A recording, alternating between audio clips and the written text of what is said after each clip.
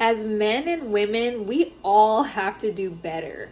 We need to all do our part to put an end to this war of the sexes that's going on, because men and women are meant to be supportive of one another. We all have to do the work to heal our own inner masculine and feminine energies so we're not unconsciously and subconsciously projecting our own BS onto others. We all have to take accountability for where we have chosen people that have hurt us, or we have put ourselves in relationships that hurt us and that put us in harm's way. It's not every woman's fault, men, that you were with one traumatized woman. And women, it's not every man's fault that you chose to involve yourself with one toxic and traumatized man.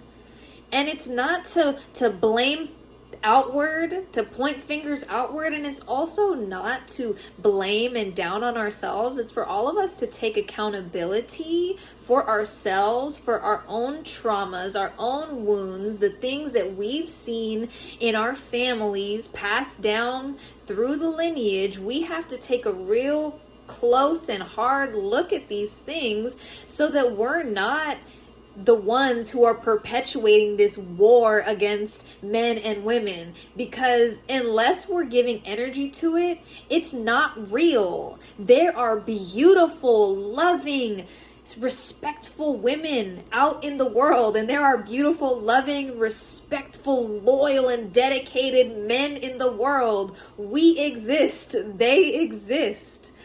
But in order to align with that type of man or woman, we have to do the work to become that man or woman. We have to become what it is that we desire in partnership and what it is that we desire to see in the world.